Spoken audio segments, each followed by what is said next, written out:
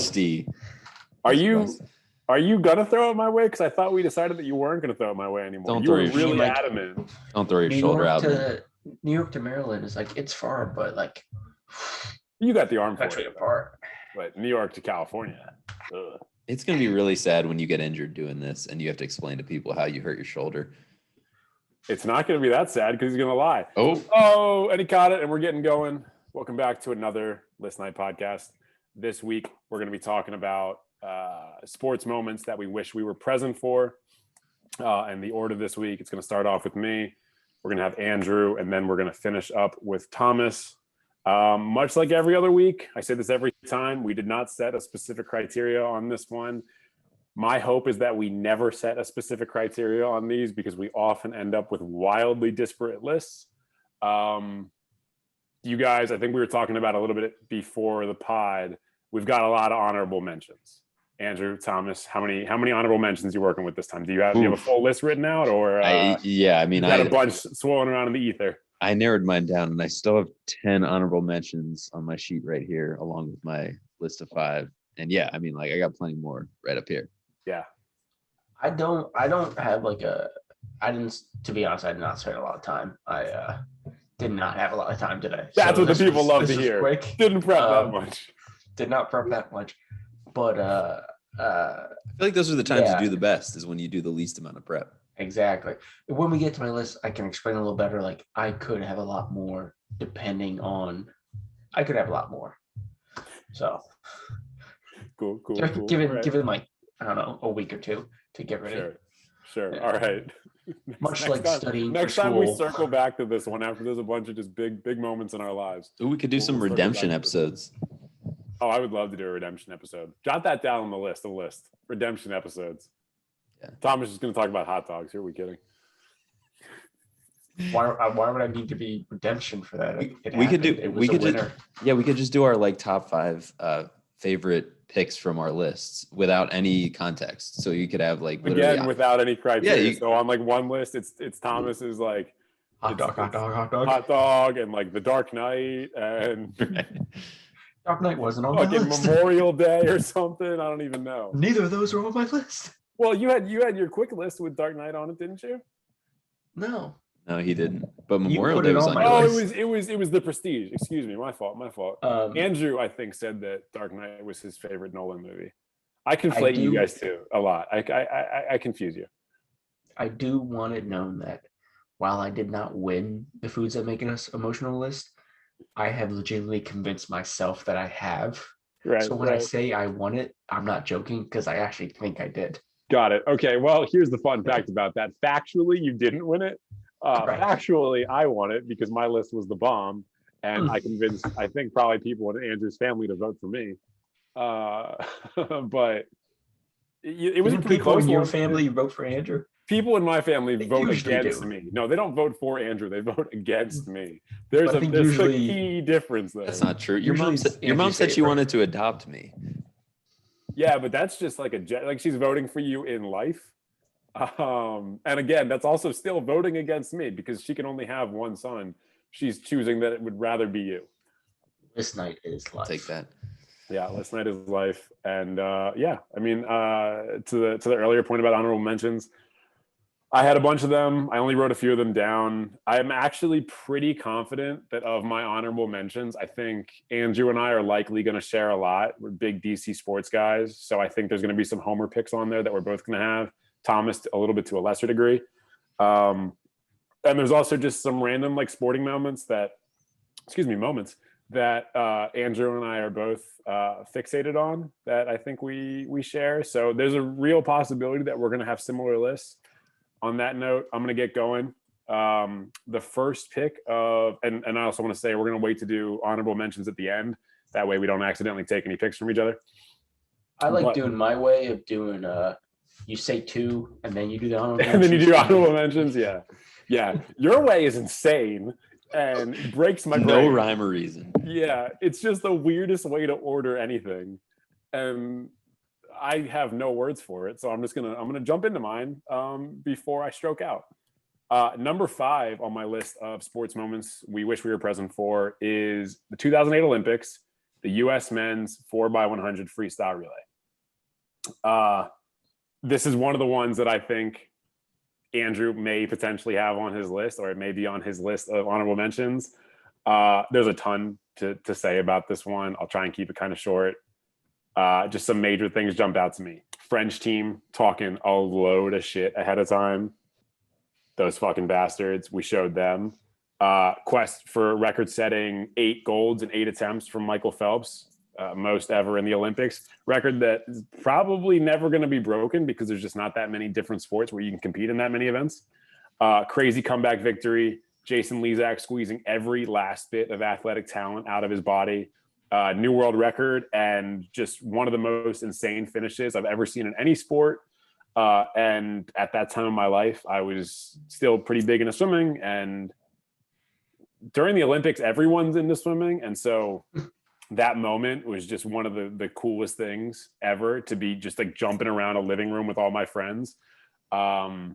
And I wish I was there. I wish I was either standing behind them as it occurred or somewhere in the stands, but, you know, preferably close to the action so I could be close to my guy, Michael Phelps.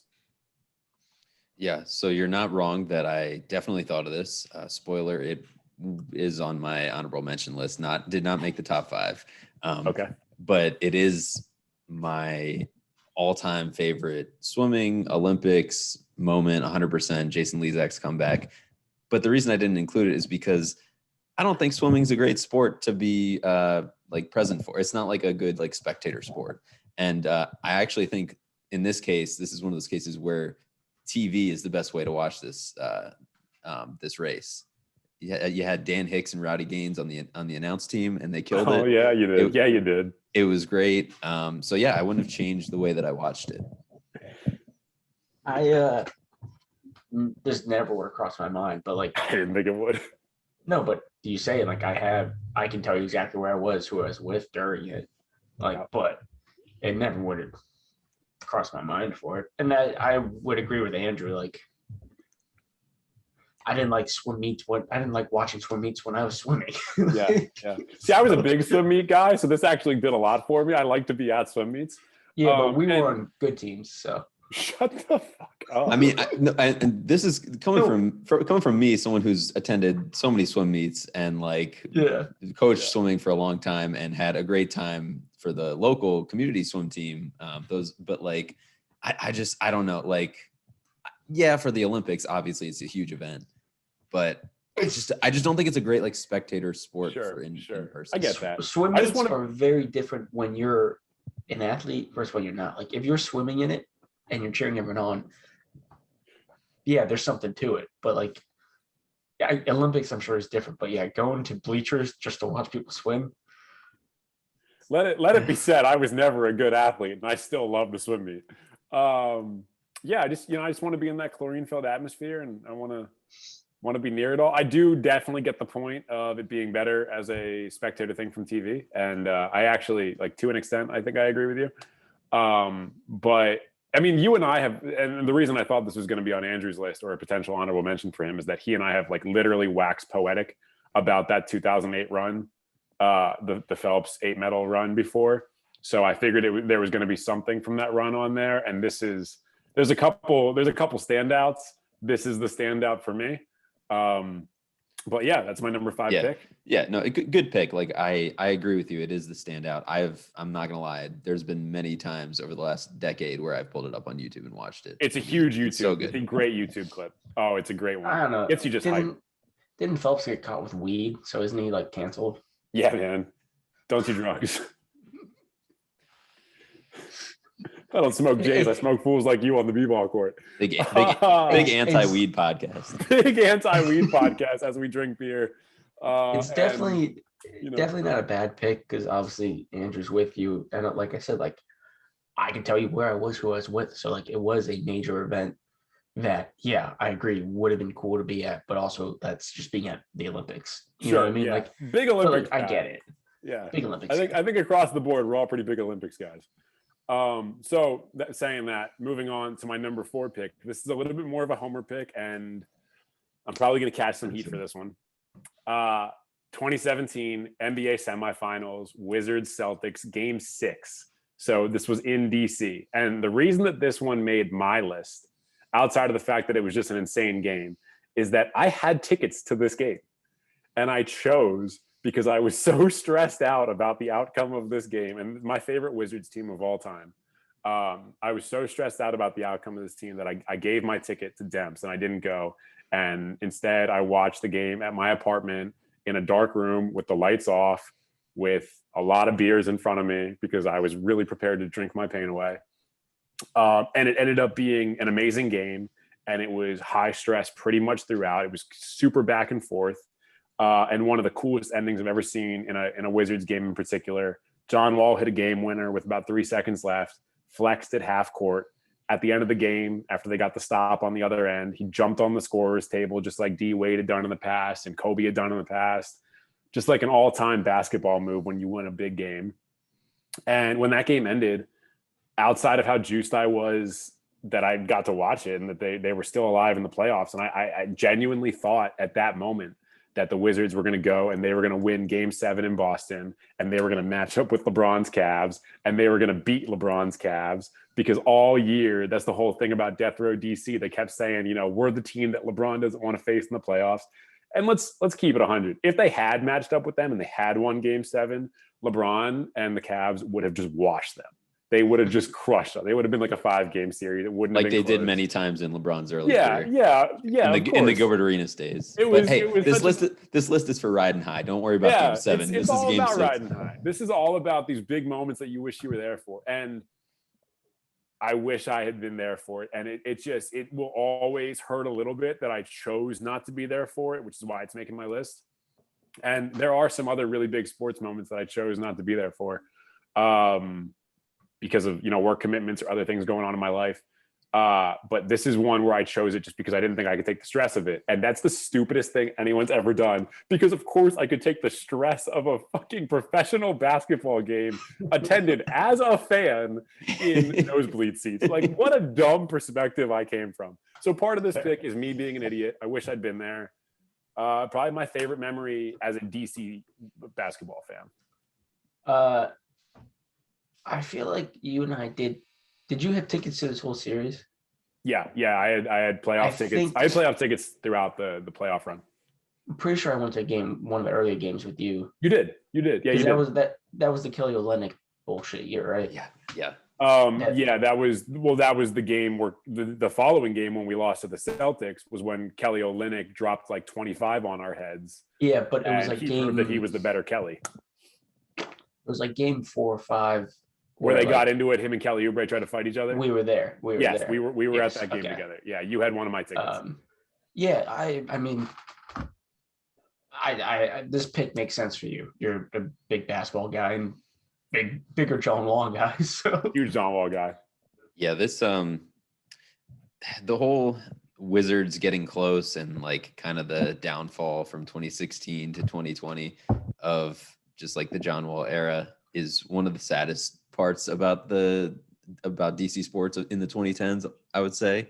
And there were a ton of sad parts, but yeah, like when for the few highs that there were, they were high, and I get that for Game 6. And I mean, like I guess your biggest takeaway should be like, don't turn down tickets, or I hope you dance. Just go to the game. Yeah.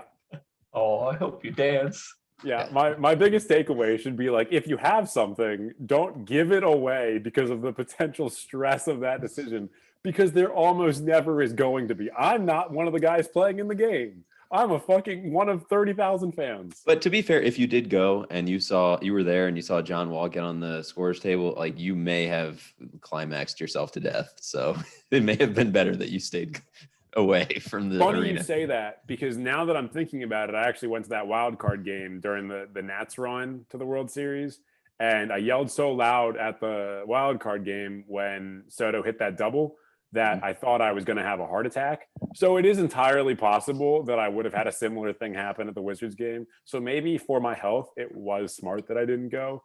Regardless, I wish I'd been there. Slightly off topic, you said these lists are all about, you know, the highs and wanted to be at the high moments.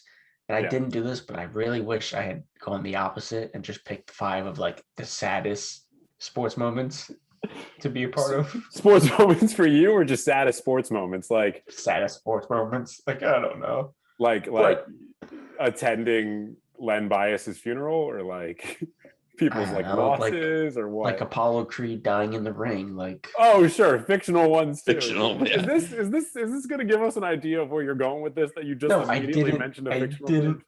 No, but that was the first thought of like an athlete dying was Apollo Creed. Gotcha. Okay, all right, fair play. So that's my number 4 pick. One that I had tickets to but didn't go because I'm a dumb idiot, which is a theme that's probably come up in most of our pods thus far. For my 3rd pick, I thought I had my 3rd pick locked down. I am going to say my honorable mention kind of for this one, so I am kind of going out of order and doing an honorable mention in the middle. But I don't think this is going to be on either of your list, which is the only reason that I'm saying this. I had initially said on January 22nd, 2006, Kobe dropping 81 on the Raptors. Like that was what was in my head. And I thought about it some more, and I thought about that season, and I thought about what came before and what came after. And no matter what, you knew there was going to be Kobe stuff on this list.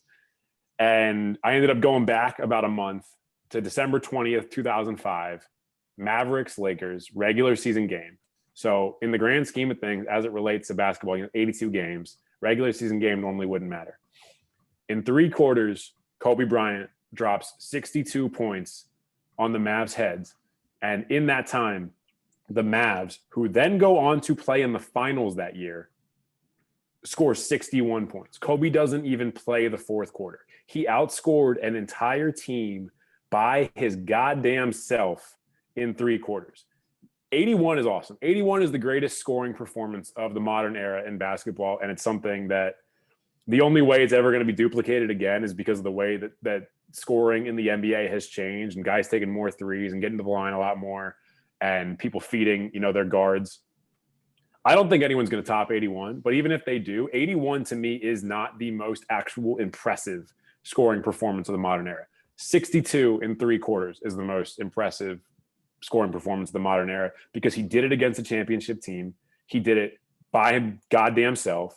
And the 81 was against the Raptors, who ended up finishing the season with like 20 wins. Like they were like a developmental team at that point. They weren't good. Kobe went out to fucking prove something. He had every fucking move in his bag out for that 62. And then he doesn't even play the 4th quarter. Like he made that game garbage time by midway through the 3rd quarter. That's insane that there was like 20 minutes of garbage time. Final score of that game was like 112 to 90 or something like that. And that doesn't even begin to show how not close that game was. A 22-point margin of victory still doesn't show how far apart those teams were during that game. And I just wish I could have been witness for it because it's really rare you get to see somebody just be that transcendent as it comes to a singular like athletic performance. And Kobe did that entire year. And that was, the peak or the penultimate peak. Yeah, no, I like that pick. I like because when I thought of moments, I almost always, my brain always goes to like finals and playoffs and things. So it's cool to pick out like a standout performance like that in the regular season. Do you know if that game was in LA or Dallas? I want to say, so I don't actually remember. I think it was in Dallas. If I remember correctly, it was in Dallas, but I might be misremembering. It's been a while since I've watched it on YouTube. Yeah, I mean, either way, it would be amazing to be at, but I feel like if it was in LA, it would be like a half step up just to be in Staples and doing it in front of the purple and gold. Yeah. Like you said, I mean, I won't be surprised if there's more Kobe stuff on your list. What I did like is that you approached this like we were on a First Take or a Stephen A show where like you expect us to argue. That's the best part about list night. You came with like, these bastards going to argue with me. I'm giving them facts. You can't debate this. And we're like, yeah, okay. Yeah. Like, okay. Yeah. You guys are being remarkably agreeable to my list thus far. That said, if I was on First Take Stephen A, I would take his fucking lunch money. Here's the thing. Like I can't say anything. You could have picked most Kobe moments and I'd be like, yeah, like obviously like there were so many great ones you want to be involved in, but yeah, you're right. I mean, 81 amazing. But yeah, against like you said, a developmental team of the Raptors versus the Mavs, who went on to the finals, and he had 62 and 3. Like, yeah, I mean, when you compare the two and look at something past the number, it's the more impressive feat. I will say this would probably be an even better pick if the game did turn out to be competitive and he had to stay in for the fourth quarter. And like, who knows how many he would have scored? He probably would have eclipsed 81 by a lot. That's always the argument. Is if you put Kobe in, a guy who traditionally plays 36 to 40 minutes a game, anyways, and he goes and he plays 40 minutes a game, and obviously scoring ratchets up in the last like 4 minutes for ISO superstars because they just take over for like 9 straight possessions. He could have had 90. Like, he could have legitimately gotten close to the Wilt 100. But I think part of it is that, to me, part of what's so cool about that 62 is that he didn't need to do that. He had beaten them when there was still almost half a game to go. And then they went to the finals, which is just the fucking most insane thing. Like, that Lakers team, super average. And a lot of that was, because of Kobe pushing Shaq out and just the way things played out. But there's not a moment during that run, that 3 or 4 year run before they get Gasol, where that dude was average. Well, and like that's one of the most impressive things. Like, he was legit carrying that team to the point where like he only had to play 3 in this particular game. Like, he did so much 3 quarters. Like, a crappy team could have won that game. Yeah, like, and a crappy team did win that game. A crappy team did win that game. All right. Well, Andrew, I think both of you said this. You said you knew that there was going to be Kobe stuff on my list, and worry not, Kobe stuff is not done yet. For my number 2 pick, this one is kind of the exact inverse of what I just said. My number 2 pick, 2010 NBA Finals, Lakers Celtics Game 7. Kind of the opposite game. It's Kobe on a great team against another great team. It's Game 7, so obviously there are no higher stakes in basketball.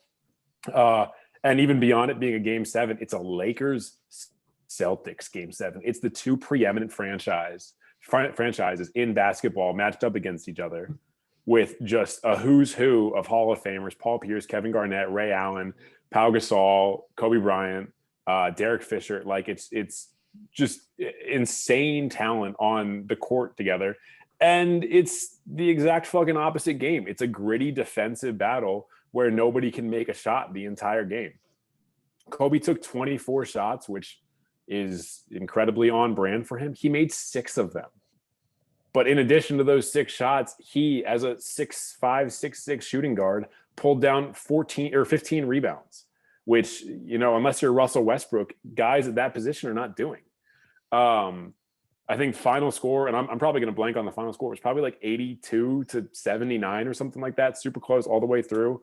One of Kobe's most impactful plays in the game is passing the ball to Ron Artest, my guy Meta World Peace, who then buries a 3 and sets the game like out of winning distance for the Celtics. I think they go up 6 at that point. And I just can't even fathom how cool the atmosphere could have been for a game like that as a Lakers fan, even as a Celtics fan, because it was so closely contested all the way through.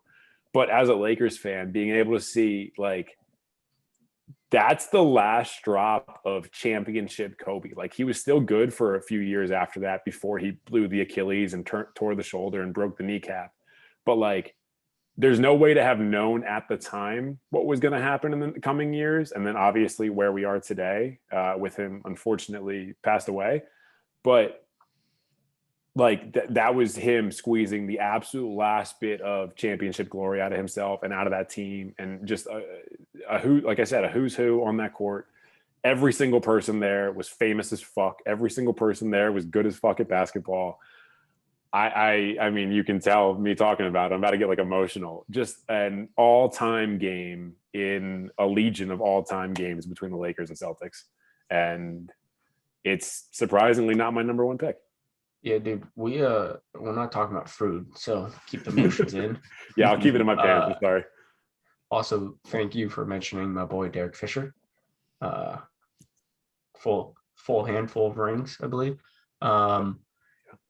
Yeah, I mean, I this is probably closer to what I would have guessed as your Kobe moment. Just it being finals, game 7 type stuff. But yeah, it is very opposite of a dominant. Well, it's still a dominant Kobe in my mind because, like you said, rebounds alone, like that kind of stat line is more impressive to me from a character standpoint. You're the trash man. You're doing the dirty work type shit. And So plus, yeah, I mean, which is like the complete opposite of like the criticism that Kobe got his whole career, which was basically that Yeah. he was a ball hog and stuff. And very clearly, like if he needed to, he could do whatever, For sure. Yeah, I mean, this pick makes all your picks make sense. Like your picks make sense for you, and like I can't tell you you're wrong. I mean, I can because you sure can. Mine are the right picks, but like, yeah, I mean, I as someone who likes Kobe, meanwhile you're, we'll say in love with. Definitely in love with. I mean, any game 7, any close game 7 of any sport would be fun to be at. Mm-hmm. Let alone, like you said, it's Celtics Lakers. Like that's its own thing. Like take away everything else, that Celtics Lakers is its own shit to be around. Yeah. So. Right. Yeah. The individual series was amazing. And then, you throw in like the historical rivalry. And I figured you would have a couple Kobe moments, including a championship. And I also figured you would have one of his championships without Shaq because I figured you would, but it makes sense. It's pretty on brand if we're being honest. And you two just are old school, like in the low scoring, scrappy basketball games. Real old school. It was like a Spurs Pistons game, but it was the fucking high flying Celtics and Lakers. Like it was not what anyone would have expected. Yeah. Andrew, we played on the same basketball team for like 10 years. I wasn't about the scoring life, all right? Oh, we were scrappy. I couldn't score. It's because I didn't enjoy scoring. It was a personal choice. Were you scrappy, or did you guys just foul the shit out of people constantly and miss like? If I turned the ball over, I would absolutely foul someone. Absolutely, in a second. I was grabbing. I was grabbing. Yeah. Not a coach's son. Although you may have except literally the coach's son. He was the coach's son. Yeah. Oh man, your dad, the prototypical Jim Boeheim. All right. So I know I said that one is probably the one that a lot of people expected to be my number one pick, but I'm gonna throw it back a lot more for my number one pick because I mean, between all these, the earliest one that I've listed so far was 2006, so I haven't really gone back too far.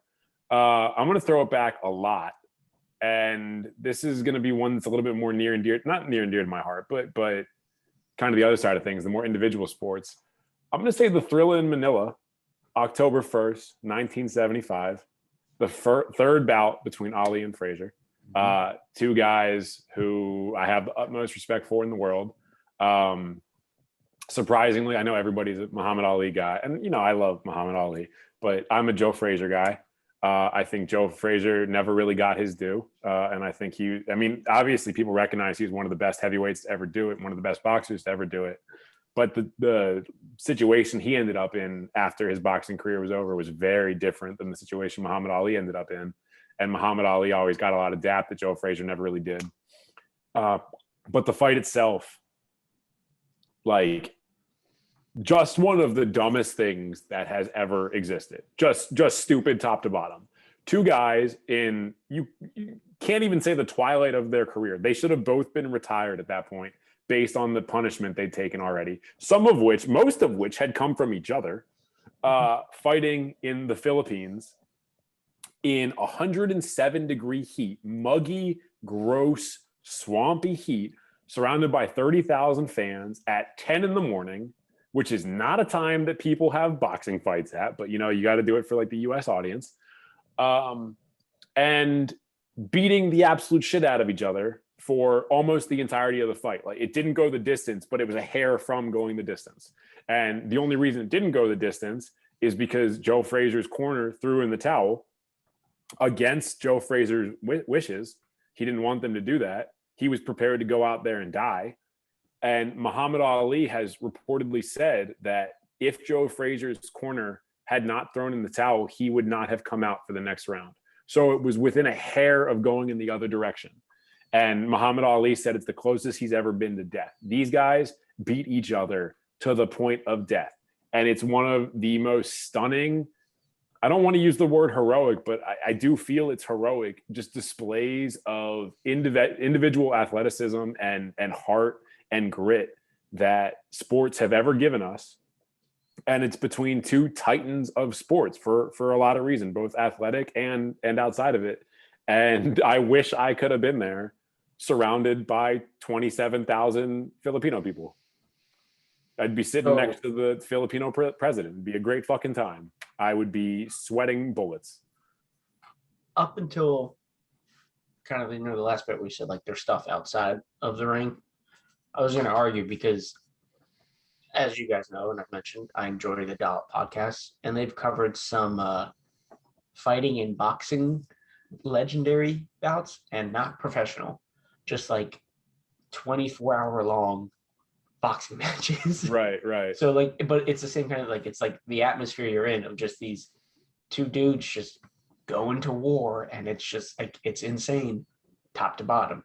Obviously in this case it's two legends of boxing going war to war and who have a history with each other. So yeah, I mean, being at something like that, I mean, to watch that in general, but to watch that live and in person, I mean, I don't even know how, like, what you feel. Like, obviously nothing, but you feel excitement, but like to see them at the end where, like, yeah, they're knocking on death's door as they're punching each other. Yeah. You can watch it on YouTube, knowing the result, knowing that it was 50 years ago, and you're still going to be white knuckling the entire time because they're just beating life out of each other, and they're being good at it. Like, they're just talented at it. My only argument against this pick is the weather, which you mentioned. I don't want to be out there. I don't want to be out there with 30,000 people in 100 degrees. But yeah, no, like, I'm looking at my list. Like, I love my list, but I'm a little disappointed because I'm going to come across as like not a student of history and a student of sports history, but I really am. I just happen to go like more recent with my list. But yeah, no, like I thought about like a ton of different boxing matches that are just legendary. Yeah. I mean, I knew you can't say anything bad about it. I had to have something fight sports on there, and this is one of my favorite fights of all time. But having legendary boxing matches on there, odds are you're going to find something from like the 70s through the 90s. You might have something from like the early 2000s, but it's super unlikely. So no matter what, you're going to be throwing it back a little bit. Yeah. I mean, once you get through the Tyson days, like it's, things kind of took a downturn as it related to heavyweight boxing, and heavyweight boxing is, but even in a world of Pacquiao's and Mayweather's and stuff like that, heavyweight boxing is always just going to capture the imagination more. I get what you're saying, but like, boxing's back, man. The Paul brothers, man. Yeah, actually, my favorite boxing match ever: Nate Robinson versus whichever Paul he fought. Jake Paul. That's what you're thinking of the Diaz brothers. I am thinking I guess I could be. I love the Diaz brothers way more than I love the Pauls. I thought Wilder. In all seriousness, I thought Wilder Fury too was going to be like the return of heavyweight boxing, but I don't know. They haven't been able to. Fury took him apart. Yeah. When we're talking boxing, like, my favorite matches were celebrity death matches. But otherwise, this whole Jake Paul taking Floyd Mayweather. Oh, wow. Can we talk about that video really quickly? Can we talk about it just for 1 second? The fact that he literally goes, "Got your hat," and runs away yelling, "Got your hat." He's like a weird little demon leprechaun. Like, but he's like a normal sized human being. Like, he's like probably like 6 foot and shredded, but he just sounds like a gremlin. Like, it's hilarious. It is the most, like, you can call it whatever generation, but like, I call it the YouTuber generation, like, sure, which we're sure part of, like, but it's the most YouTuber TikTok generation of, like, people are going to find this funny. Let me do it. Which doesn't matter is who insane, it affects. Right. That it involves Floyd doesn't matter how Mayweather, disrespectful it is. 79 years old. Like, yeah. And here's the thing, like, not even from like a boxing perspective, like, there's trash talk and then there's like straight disrespect. Sure. And like, all I can say about that is I was much more excited for the Floyd Mayweather Big Show WrestleMania match. How could you not be? Agreed. Which Floyd Mayweather arguably won, considering he broke Big Show's nose. I mean, Big Show broke a lot of things. So in life. Yeah. He had a tough go.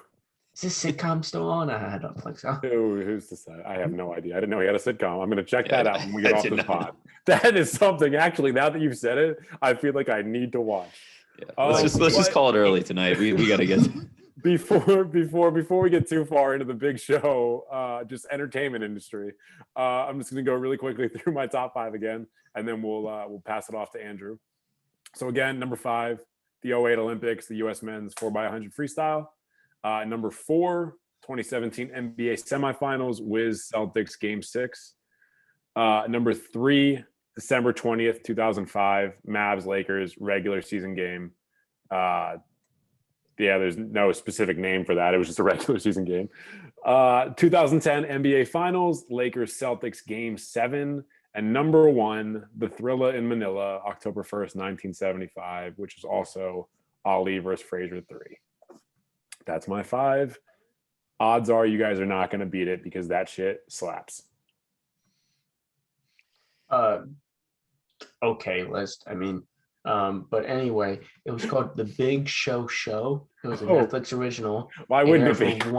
It aired for 1 season. I must have just not listened to you that whole time. A Netflix show only aired for 1 season? I thought they like automatically renewed everything for 2.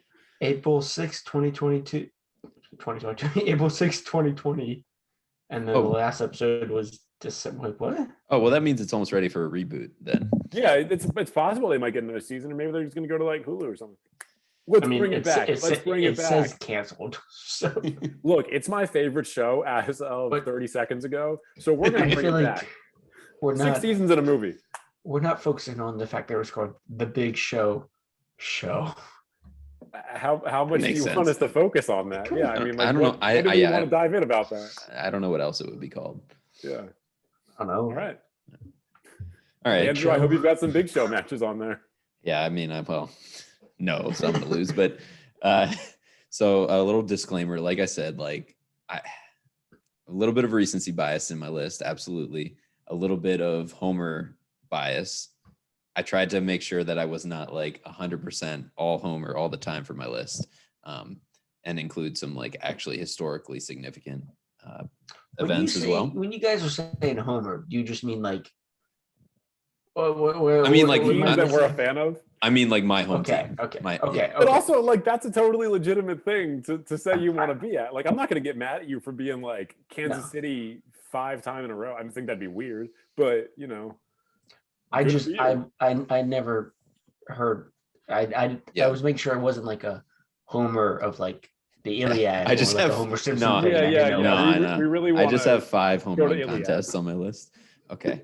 Want to fight in Troy? All Mario baseball. Number 5. I'm actually kind of. I'm kind of surprised it wasn't on Griffin's list. Just as a big basketball guy. The 2016 Game 7 NBA Finals.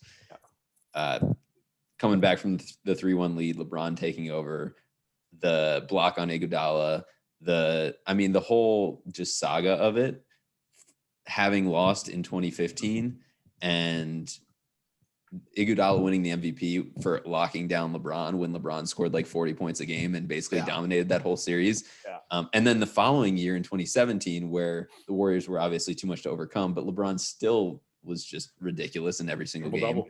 Yes.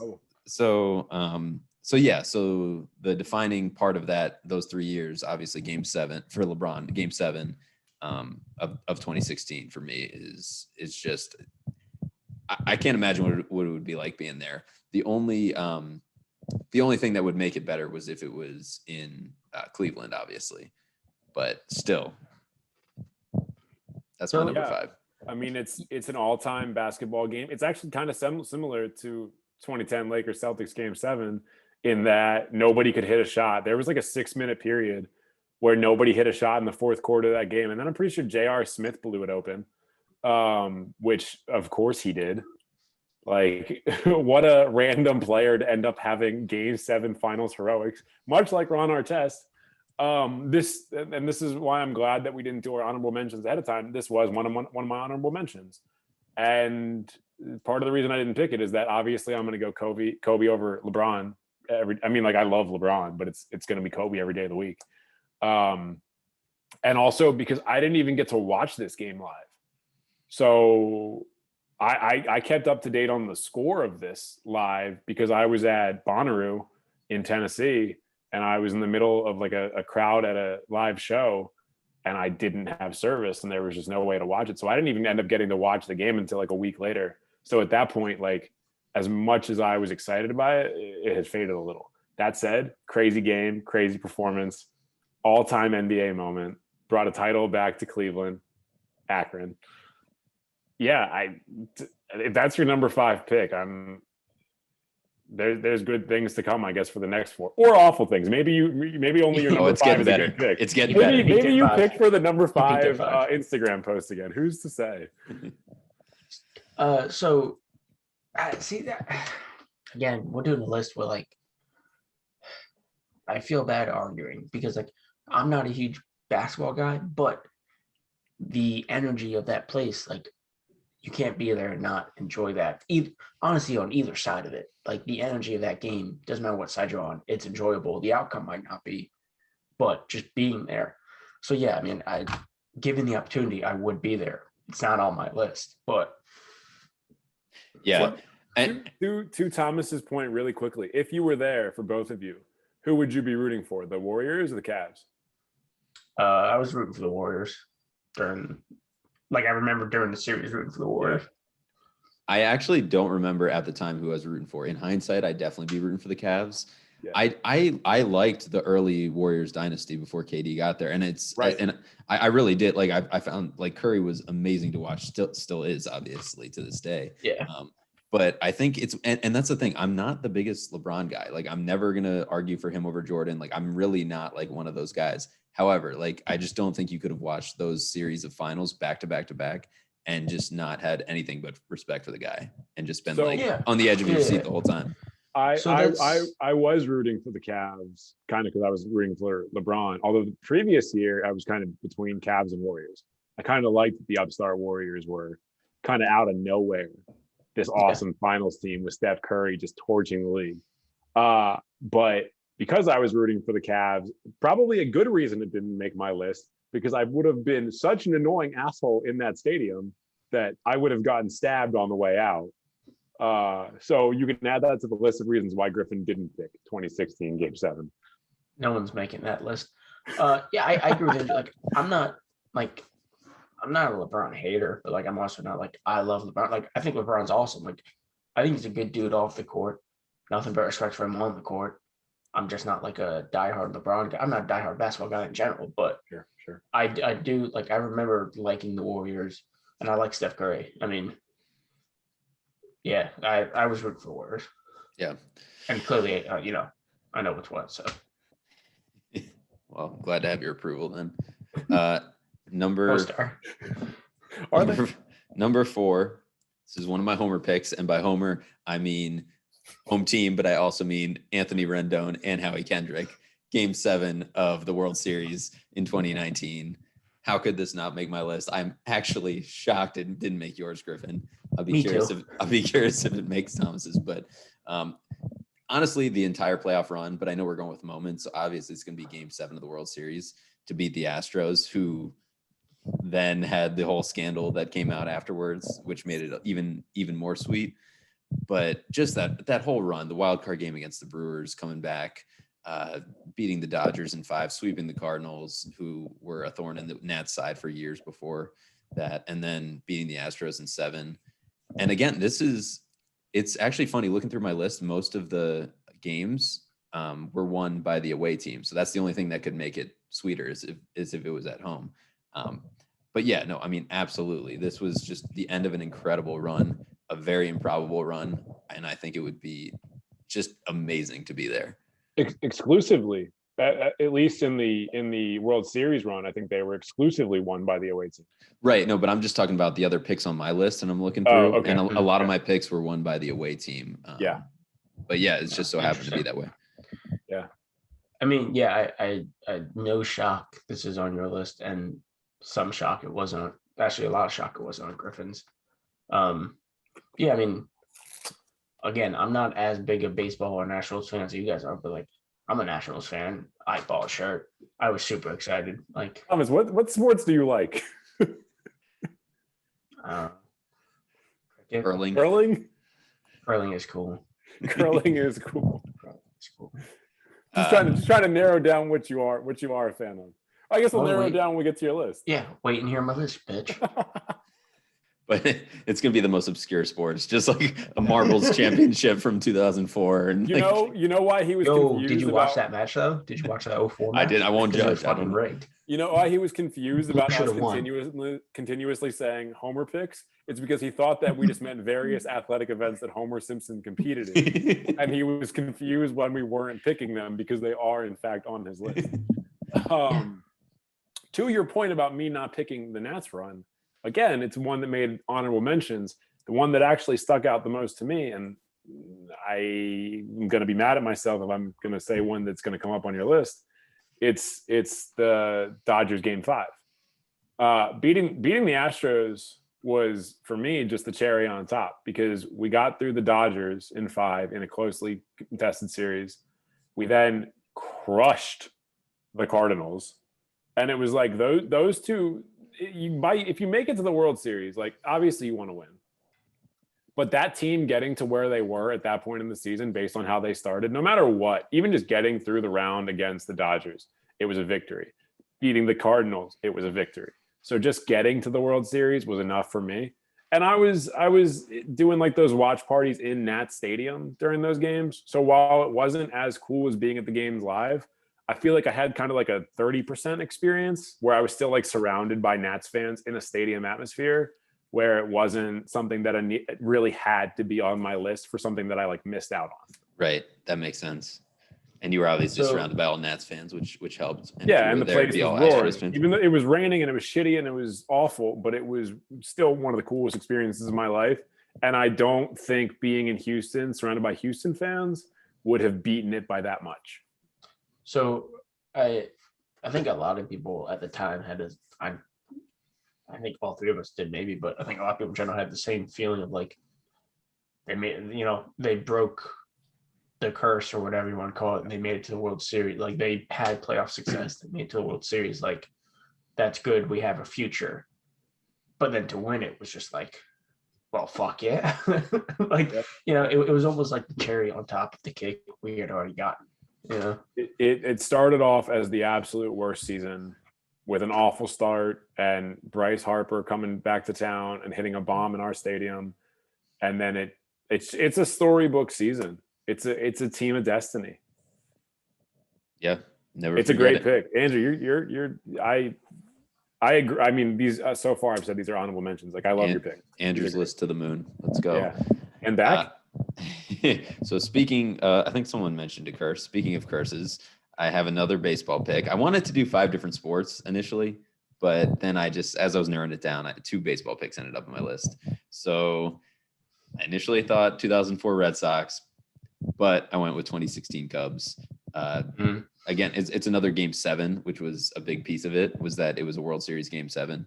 And yet another one where they won it in Cleveland, so they didn't win it at home, which kind of puts a damper on it. But just like the curse of all curses to not win a championship for 108 years, I can't like imagine being in that stadium with Cubs fans to feel like the relief of what that was like.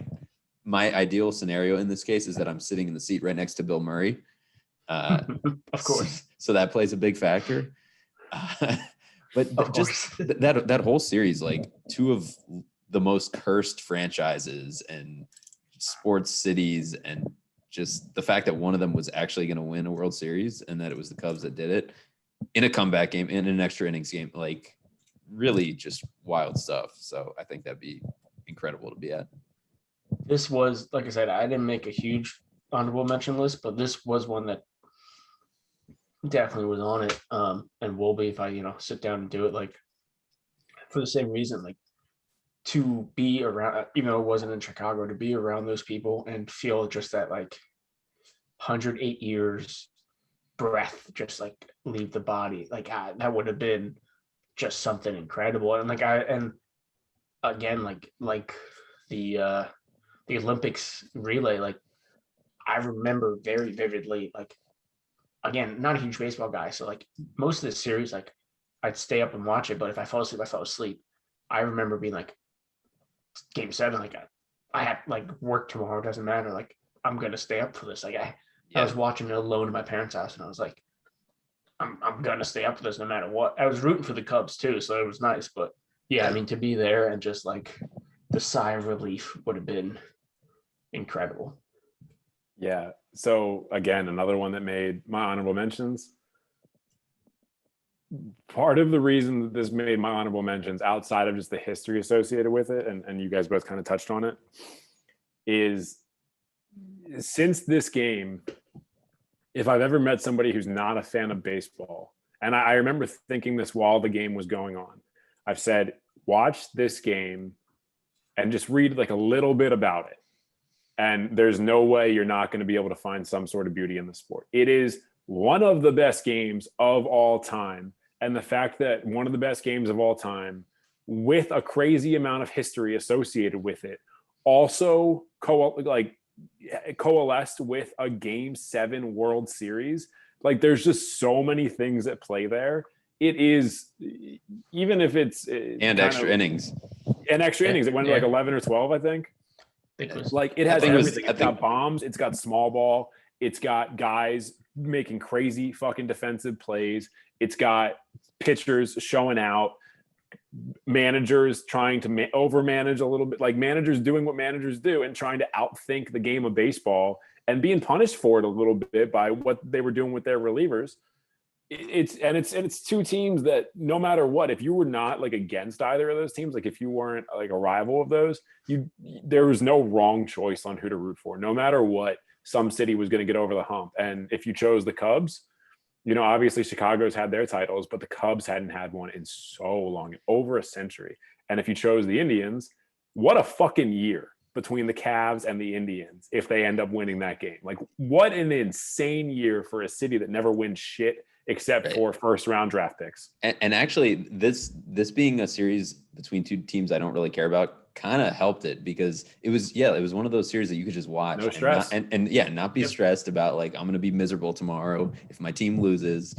Over the course of that game, I was rooting at different points for both teams to win the game. It was actually hard to not root for both of them. I remember feeling the same way. I was like, oh my God, like I love this team for 5 minutes. You don't want someone to lose. They've gotten so far. You don't want them to lose. And then like it feels at weird moments like no one's ever going to. They're just locked in this battle when it goes to extra innings, and you're like, this game's going to go on forever, and I'm going to watch it. It was like one of those old Buffalo Wild Wings commercials or whatever, where they extend the game. Where they get the ref to extend the game or the umpire. Yeah. And it's great. It's a great feeling. You just know that like the entire country and the entire baseball world is locked in on the same event.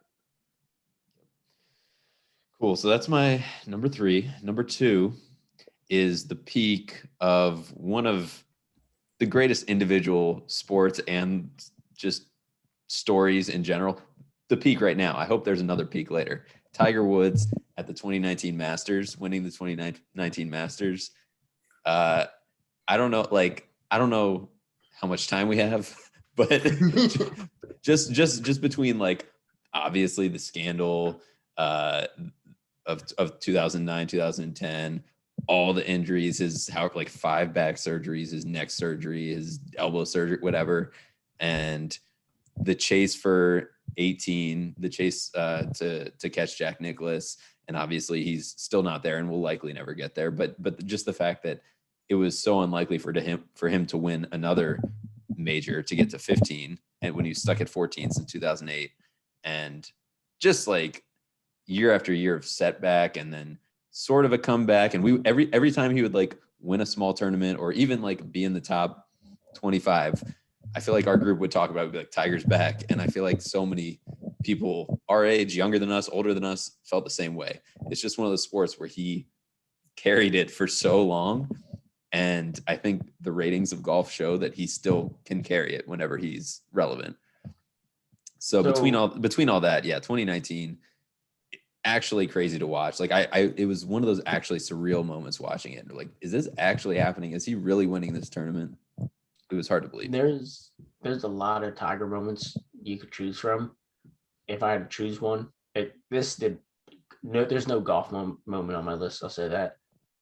But this crossed my mind. Again, this is something else where like I was rushing back from DC to my place in Virginia and like bought Sirius XM so I could listen to it on the way, and then got home for the last like 3 holes, and I was on the clock, whatever, like, and to be there, to be the Masters in general is something huge, but to be there when Tiger's like solidifying, he still got it, right. So I was at the 2018 PGA Championship, and he finished like top 25, but like the crowd he had then, like, and he wasn't the final group. He it was also just agree with this pick. just like to be around the 18th green when he won it, and obviously, he hugs his son, he hugs his mom and his daughter, but then like after that, all the guys on the tour were basically congratulating him, and it's all like guys our age basically that grew up watching Tiger, and they were all just like high-fiving him and congratulating him. It was like, I've never really seen that in any other sport or in any other golf event. Yeah, unfortunately I cannot give a whole lot of additional on this because I'm not a big golf guy outside of like gambling on it, which I shouldn't do because again, I'm not that big of a golf guy. Me neither, bud. But like Tiger's back is an all-time, like everyone says it every single time he's having a good weekend on Twitter, on Facebook, in group chats, wherever. And because of our group chat, I'm surrounded by golf fans. Every time Tiger does anything cool, I'm hyped up for it too. He's just like, Tiger's one of those guys. He's like a Michael Jordan that just transcends his sport. He's just more than his sport. And so when he does well, the sport does well, and the common interest does well. So him, and oddly enough, I remember where I was when in 2019, when it happened. Like I was, it's unimportant where I was, but it's like one of those things that I remember, even though it wasn't an event that really made that, like I wasn't paying attention to, because of how historically important it was in the sports world and how hyped up everybody was by association. It was the only thing people talked about for days. I mean, I'm unfortunately, obviously he had his accident, but I'm never going to root against the guy. Like the fact that he was able to come back from everything that he did come back from, and it's just sports, but it's not. It's everything going on in everyone's lives, and injuries and marital problems and everything else. To be able to come back from that and succeed again, it's fucking insane. Guys don't do that. To do it at that age, that's insane. With that amount of mileage on your body, that's crazy. Right. And it's so cool that it did happen. That's why it's so surreal. It's like, it's not like he was, I mean, obviously he was dominant like no one else in the early 2000s, but it was just the many years of non-dominance and the fact that, like so many questionable decisions in his life, like the most flawed person in the world, basically. And you can't write a better story for a movie than Tiger Woods' life. It's actually wild. It's a fictional life. Like there's so many different twists and turns in his life that you'd be like, nah, that didn't happen to a human being. Like there's no way. Right. And something you said, Andrew, that like I've never seen any other sport. Like you get the respect from guy to guy, and like especially with social media now, you get it. But like, to see him walk off and walk into the clubhouse to sign his scorecard, and there was not a player who didn't stick around, like who wasn't there, who just wanted to shake his hand. Like to have that impact on a sport, like even the guys that literally just blew the lead in the Masters. Yes. Even the guys who if Tiger wasn't around would have had better careers, who would have more successful careers if not for Tiger, simply because he was always winning. Like Yeah, I mean he's to that sport. Like, I mean he's more to golf than Jordan even is to basketball, in my opinion. Like, what he is to golf is uncalculable. Like, yeah, it's hard to compare anyone else in a different sport. Yeah, like it really is. All right, so I'm glad that both of you are very impressed with my list so far. Moving on. I still think that I'm winning thus far, but I do think it's a good list. Moving on to my number one, which is not a surprise because I'm wearing the shirt. 2018 Washington Capitals Stanley Cup. Yet another one where they won it on the road. So it was in Las Vegas, which wouldn't be a bad place to, go out after winning. After the first time I ever saw, or any of us ever saw, like a home team of ours winning a championship. And not only that, I would always say before this championship that a DC sports team couldn't even make the conference finals, let alone win a championship. So this was a huge relief and just a fun playoff run for the Caps. Honorable mention to Kuzi beating the Penguins in round two, because that's really what lifted the weight off their shoulders. I think that was like the wall they really needed to get over. But round three against the Lightning wasn't easy either. And just the whole series against the Golden Knights in the finals was incredible. But yeah, I would trade any of the other moments on my list for just Ovi's lifting of the Stanley Cup. That one moment by itself. Yeah, I mean, I agree with, like, beating the Penguins was like a big thing. And like we said earlier with the Nationals, like just getting the World Series was such a huge thing. That was part of it for the Caps, but it also felt more like they had to win. If they didn't win, like for Ovechkin, for all of them to be like, you're done. Like, like you're done. Like, this was the chance. And that was supposed to be the like getting ready for the rebuild year. Yeah.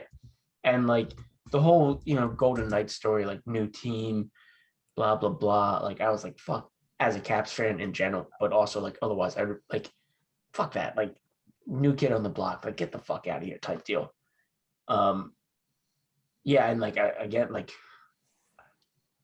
we jumped in the pool for this win. Like, this was huge. Like, I just happened to be in DC for this. Like, I wasn't supposed to be, and I was, and I was so worried that I was going to be back in Denver for that they weren't going to win. I was going to have to go back to Denver and watch the finals, like them win or lose there. But like to be in DC for it, even though we spent the second period walking and not like watching it on phones and checking scores and just walking instead of like staying outside the stadium, like, or the arena, like, yeah, I mean, crazy, fun, good night.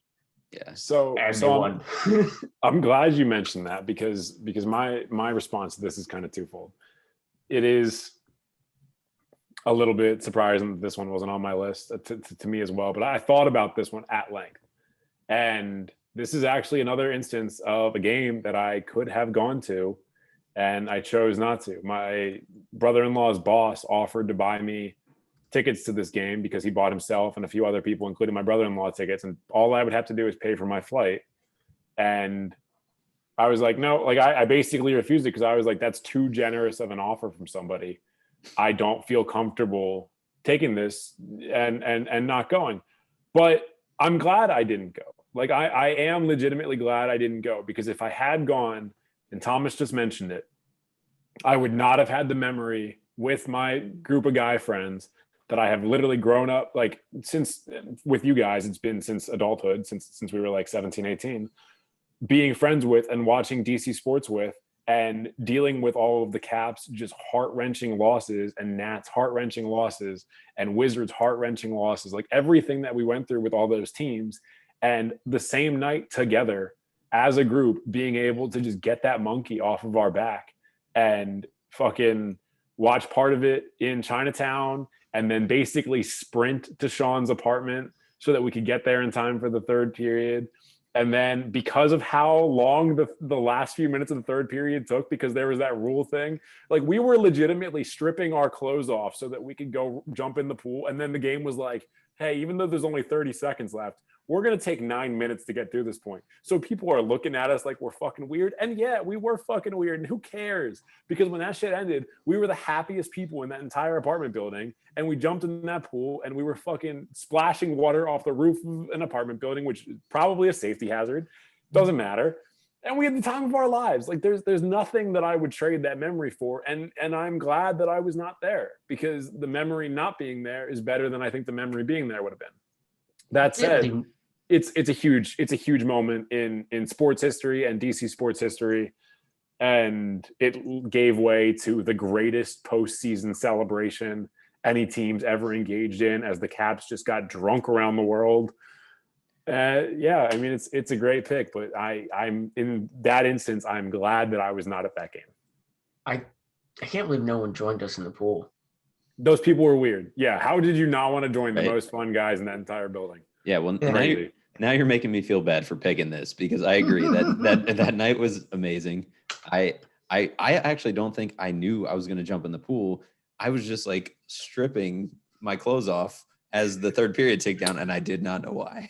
It was okay. So some of us thought that we were doing it because we were going to get wet, and you were just like, I need to be naked. It was probably the happiest I've ever been. Just stripping your clothes off in a fit of joy.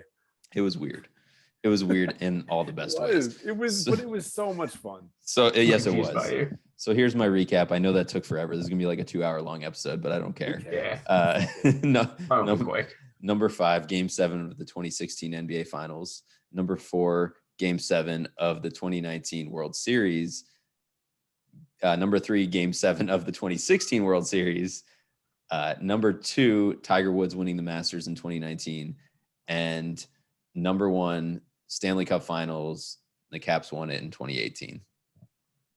It really did take you a long time, because I did not think you had 5. You were like a recap, and I was like, what's your number 1? I was waiting for your number 1. I'm just going to say, before we move on to Thomas, the reason that your list is not going to win is because at best, most of your list is my honorable mentions. And we know the people love a Griffin list. So you're just, it's not going to work out for you. It's not. They know that at best you're a series of honorable mentions. And that's fine. Yeah, but we shall see. You're a silver medalist.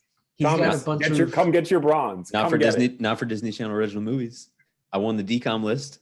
Oh wow, you won the and DCOM you should have been list. and you should be watching all 5 of yours. That was your punishment. My TV gets here, which, as you can see, that if you're watching the video pod right now, there is no TV behind me. I will be watching all 5 DCOMs on my list, and I will be live tweeting it, and there will probably even be some Instagram stories to the point of annoyance. You're always annoying. He has a bunch of homer picks. See, I'm hip. I can use the lingo. How do you do, kids? And we have like 5 fans, and I assume most of them are DC fans, so that will help him. Sure. But onto the winning list. Third place. So like I said, I was probably definitely. I picked. I'll say this: the Nationals, Capitals championships are not on my list because. Well, the Capitals mainly because, like we said, I have such fond memories on it. Same with Tiger Woods Masters. Like, I have fond memories of them already. That I was like, being at them would be awesome, but like, it's not my top 5. Right. And if I were to sit down and like spend a lot of time, I could probably pick stuff like Frazier, Muhammad Ali, Joe Frazier, like good old Frazier versus Muhammad. My favorite religious battle. Like, but my list is just better. So sure.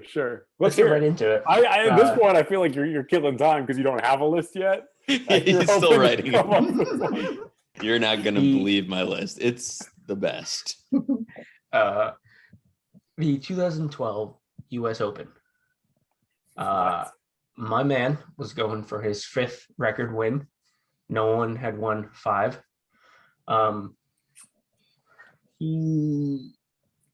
just gonna say it. Pete Weber, bowling champion in the Hall of Fame. Who do you think you are? I am. Who do you think you are? I am. And you wanted to be there for his tirade. One of the best in the moment victory celebrations, speeches. He's so overcome with emotion. He is making zero sense. Yeah, I want to be there. That sentence made zero sense. I want him to yell at me saying, "Who do you think you are? I am." And I can be like, yes. That's the only response you can say to that is just, yep. So, and what makes this even better is that I learned today that he went into the tournament, the playoffs, whatever, as the lowest seed. And so each win was an underdog win again and again and again. And then he won and he gets to yell at everyone. What a legend. Making no sense. So I have a brief question about this one. Yeah. And this is kind of a question for this list in general, which, you know, we're about an hour in, and it's odd that I haven't brought it up yet. Are we seeing these events with the knowledge that we have today, or are we watching them like for the first time fresh but live?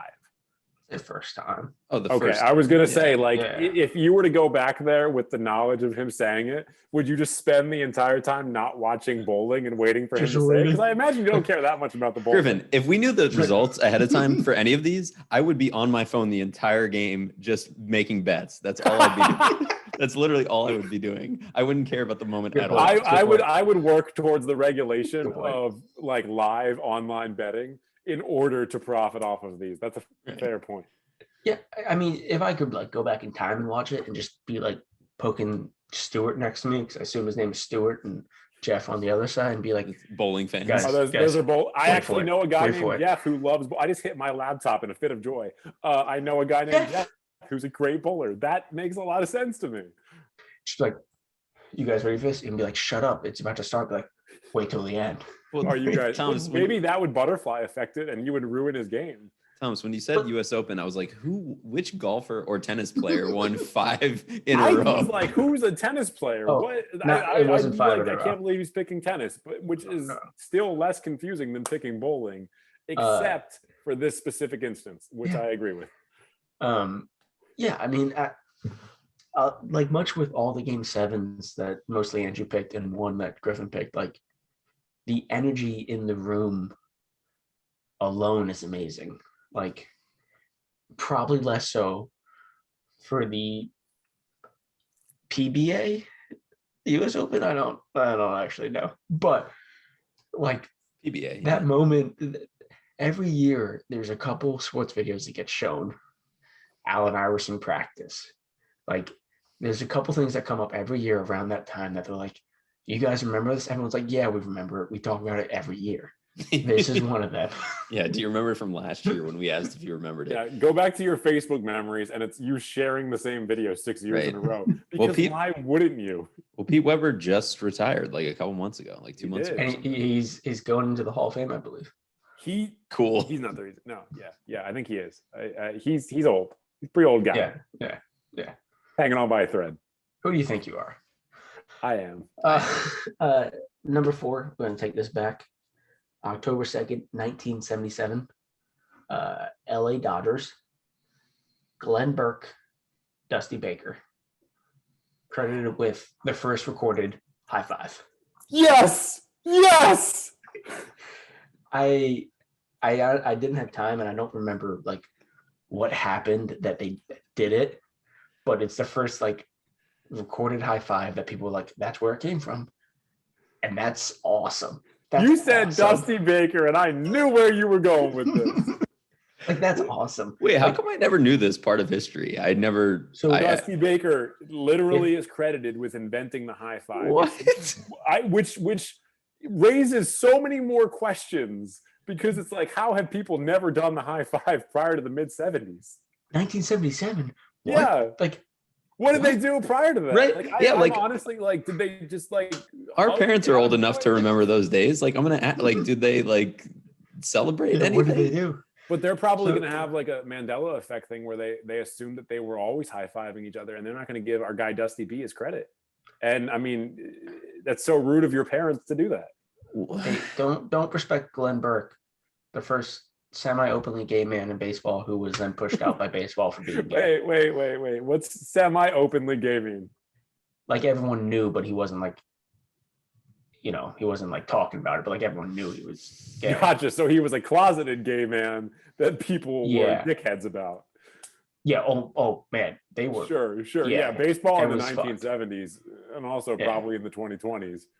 But tough. Yeah, I mean, to see the first ever high five, and so in this scenario, I would like to be there with my knowledge and be like, yeah, because I'm sure I'm sure people there were like,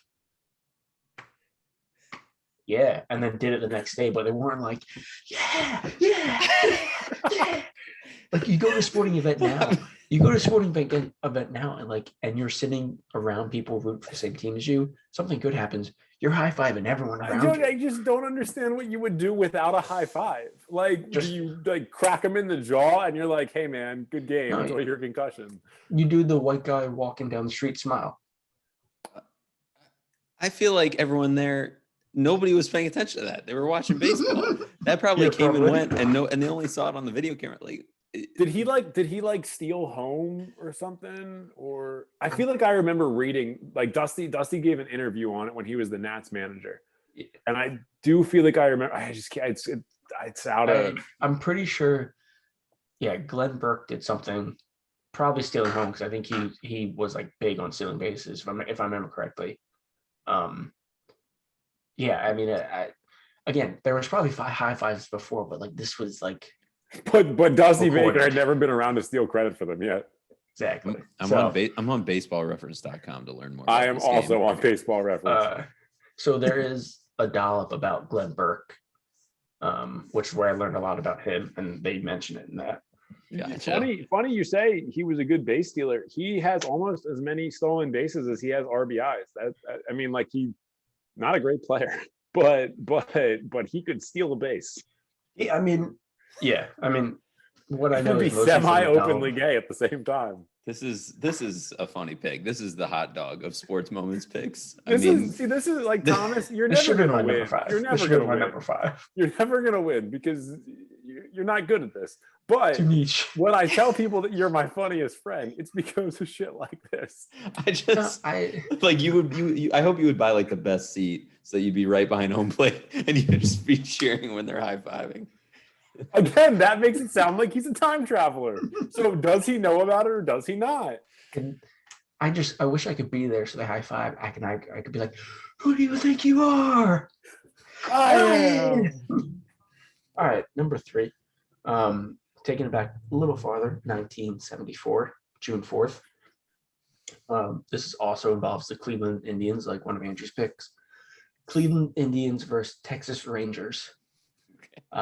The game, they had to forfeit the game in the 9th inning because the crowd was too drunk because there was 10-cent beer night. Oh, I know. That was the Indians, wasn't it? Or no, it was at the Rangers ballpark though, wasn't it? Or was it the Indians? No, it was Indians. It was in Cleveland. Yeah. 10-cent beer night, which. So you just want to go for 10-cent beers, is what you're saying? Well, so beer was usually 65 cents, so that's a big drop. Are you traveling back with today money? Because on $2, you could be dead. Imagine getting 6.5 beers for the price of 1 beer. So here's the thing: you could get 6 at a time. So you go with the money you'd normally buy 1 beer with, and you walk away with 6. I did learn today it was 3.2% beer.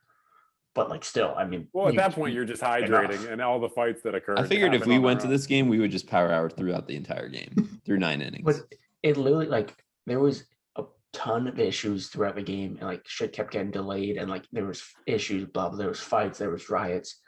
And eventually, like in the 9th inning, they were like, it is too unsafe for the players to keep playing because like things are getting thrown. They waited until the 9th inning to say that? Like at that point, just let it finish.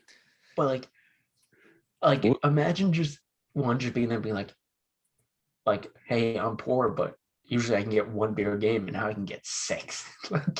And then just fucking rioting at a regular season Indians Rangers game. Jeez. Sounds great. I mean, so yeah. My favorite part of that pick is considering the game didn't finish and it was like riots and fights and all that. Really, the big thing that you wanted to go back for was just like a slightly more fiscally responsible way of getting drunk. You're not like, yo, I really love the 70s Rangers or Indians. You're like, yeah, I just wanted to like get blasted with my friends and then be forced to go home by the police.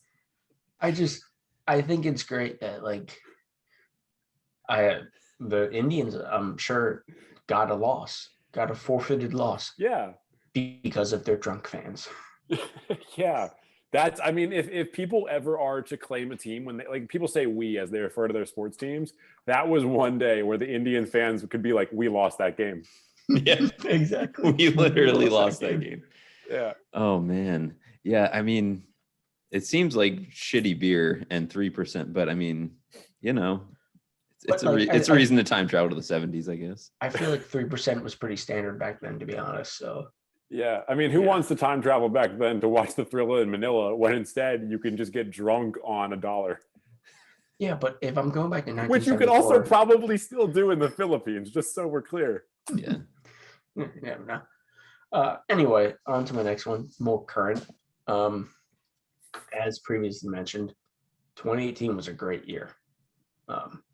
Just a wonderful year, and just gonna.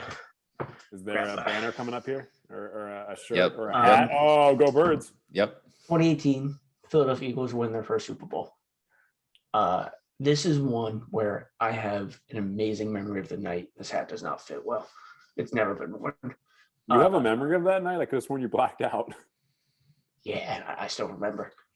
Good. Got to class the next day. Actually got canceled, but I got there on time. Anyway, no, like I have an amazing memory of the night. I was with two friends. One's an Eagles fan. One could not care less about football, but was just there. Like an amazing night, wonderful memory. But I also came so close to spending a lot of money to get on a bus to be in Minnesota for the game. Kind of glad I did, but to be at the game would have been amazing. I was at the playoff game against the Falcons, and the energy in Lincoln Financial Field, I've never felt that before, and I can't imagine doing that at the Super Bowl. Like it'd be overwhelming. Yeah, I this was the one I knew was going to be on your list, and I before I heard your first three picks, I thought I was going to know more than this one, but you went obscure with it. So, but yeah, no, I mean this whole game, I loved watching this game because I didn't have a rooting interest, and I'm sure you were like losing your mind the whole game with Brady throwing for 500 yards or whatever, having his best game ever, and still losing, and just the Eagles beating the Patriots and Brady. I mean, yeah, I if I was an Eagles fan, this would probably be my number one sports moment of all time. Yeah, I mean, it was the most Eagles way to win of like pretty scrappy. Our defense is letting a lot up. Tom Brady's doing amazing. Literally setting Tom Brady up for a comeback, and then just making like one play just to solidify it. Plus Philly. Also, sidebar, did you see what Tom Brady said recently, that he would trade 2 of his Super Bowl rings in order to get the perfect season? And stupid. That seems dumb as shit. The reason Tom Brady is because he has 7 rings. But he also probably is like, I'm going to still get more rings, but I'm probably never going to have another perfect season, because it's every year somebody gets a Super Bowl ring, and Tom Brady statistically gets it about 35% of the time. Only one team has ever gotten a perfect season. So that's a borderline unbreakable thing to do. So I get the perspective. 2 rings is a big price to pay, but I get where he's coming from. And like I am also fully accepting that I might never see the Eagles win another Super Bowl. But I have one. You had 2018. I have 2018. My biggest regret is not going to Philly for the parade. My biggest regret. Like I could have, and I didn't, and I'd probably be dead, to be honest, but like worth it. Yeah. I mean, as a guy that grew up an NFC East fan, I feel kind of weird saying that I was rooting for the Eagles, but I was rooting for the Eagles. We all we need. Every few years, you've got a team of destiny in different sports, and that was the year where it happened in football. They were a team of destiny. They just gutted it out, and they had a great team dynamic. And Nick Foles. Big Dick Nick was just big dicking all over the place. Like it was a fun team, and it was a fun Super Bowl. And the post Super Bowl celebration was another all-timer. Like, people just went fucking crazy because Philly goes crazy when they win shit. It's like the Phillies in 08 or whatever. Philly also goes crazy when they lose shit, which is bad because they lose shit like all the time. The thing about that team that I love the most, and like you hit on, like you could just tell the fun, like they were just having fun, like, and you don't see that, like you see that like bursts of it, but like that team that year was just every game, and they kept posting Instagram photos of them like posted up after the games or whatever, and people were like, "Stop doing that! Respect the game!" And it was like, respect these nuts! Like, they are respecting the game. They are playing a game, and they are enjoying it. Fuck yourself if you're not cool with that. Yeah, no, I think there's championship teams that are just dominant, and the whole year they're going to win the whole championship, and then there's teams that go on these magical runs, and like what you're saying about the Eagles that year and how they were just having a good time and like things just were clicking. That's how I felt about the Nats in 2019 when they playoffs. It was just like you could just feel something was different this year. And Team of Destiny. And I mean, growing up, always hear about teams of destiny, like on ESPN, they would always talk about it, but I'd be like, "Fuck you," because my teams never were the team. So I'd be like, I don't want to hear that. Like until they were, right. Two quick memories that I just like sharing before I get my number one. At the Atlanta Falcons Eagles game in the playoffs, me and my buddy, we were sitting in like second tier, like right above one of the tunnels. And so the screens are right below us. And we broke one of them from like just cheering and banging on them, like making noise so loud. And at the end of the game, like we looked down and it was broken. We're like, all right, we leave. On the way back to the car, we buy tickets to the Killers concert that starts in like 20 minutes. We walk to the car, put our stuff in the car, and like, we don't want to go to the Killers. We got to drive back to Rutgers. So then we go back and we sell the tickets to a scalper, lose all of our money to this guy because we bought tickets to the Killers because the ecstasy, and that was just playoffs. That wasn't even Super Bowl. The ecstasy. Oh, the ecstasy of the playoffs. Yeah. Got it. I thought you meant like you guys did ecstasy. No, the like, that's a big admittance for this podcast. I thought we were drinking beer today. Thomas is fucking rolling deep. The ecstasy of being there, like, was amazing. So doing that at the Super Bowl, who knows what I would have bought after that game? Yeah, you would have no money. Probably a lot of art. Alas, that is not my number one because, again, I have such a fond memory of it already. Right. I was okay putting it number two. My number one is a basketball game. It's the Mega Bowl. Flint, Michigan Mega Bowl. It is the San Antonio Spurs versus the Flint Tropics, where the alley-oop was first invented. That's right. I have a list of first. Eagles my guy, Super Bowl. Black. First high five. First 10-cent beer night, maybe. And then the first alley-oop. Probably not. Yeah, it probably was always almost definitely not the first 10-cent beer night. This was probably also the first game where someone started on one team and at halftime switched to the other team. And then at the end of the game went back to his first team. This, of course, is from the movie Semi-Pro, which is just absolutely phenomenal and needed to be on the list. I love that I made a joke earlier in this pod that you were going to include fictional events that Homer Simpson engaged in, and then you literally finished your list with a fictional event. I feel like I spent too much time talking to you to have predicted some aspect of that. Flint, Michigan Mega Bowl, one of the highlights of NBA and ABA history, an event that didn't occur. The only professional basketball game, to my knowledge, that Will Ferrell has ever engaged in, and likely the only one that there ever will be. He's announced. He did his baseball thing at one point. He did that HBO doc where he was on like 10 different baseball teams. So he is a professional athlete, he's a two-sport athlete, if you will. Yeah.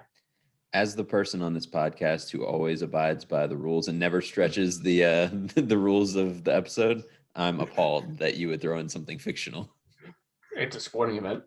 I am unsurprised. The only thing that I'm appalled by is that it took you till your last pick to throw in something fictional. I really thought, in my mind, bowling as a sport might be fictional. So you might have two on there. The main reason this is on my list because I want to bring the attention and I want a petition to get started and signed around. The Flint, Michigan Tropics were screwed. They were told if they got fourth place, they could be into the NBA. Sure. They beat the number one team, the San Antonio Spurs, and went into fourth place. Yeah. And were not taken into the NBA. And as we all know, the Spurs didn't go on to do anything in the NBA. So, like, who needs them? Right. Well, the Spurs would still be in, but so would the Tropics. And if there was a team in the NBA right now called the Tropics, I'd be a fan. But that would be the problem, is that we would all be fans of it, especially if it was the Flint, Michigan Tropics. It's like the Utah Jazz and the Los Angeles Lakers. It doesn't make a lick of goddamn and the Washington Wizards. Hey man, we got magical people in DC. Do we? Maybe. I don't know. We surely do not. We surely do All not. right. So number 5, Pete Weber winning his 5th U.S. Open. Who do you think you are? I am. Number 4, the first recorded high five, 1977, Dusty Baker Glenn Burke. 1974, Cleveland Indians 10-cent beer night. Game did not finish. God, what would have happened? 2002, the Birds, Philly winning its first Super Bowl.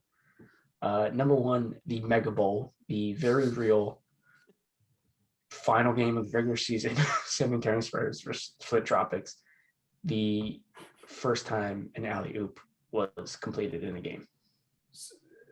This list is why I'm glad we don't set a criteria, because Andrew and I are out here with these like sports moments, these like big moments in sports that we want to be there for. And you're like, there's a GIF that I saw or a YouTube clip that I saw. I'd really like to be in the background of that GIF or YouTube clip. And I think I would be able to do that if I were a time traveler. So I a couple honorable mentions were stuff like, I wanted to think of like what sport I'd want to be there when it was invented. So I could just be like, you guys are dumbasses. This doesn't make any sense. But nothing came to mind. And yet there are like historical events like I would like to be at. There, for sure. Actually, funny you say that. One that you wanted to be there when it was invented.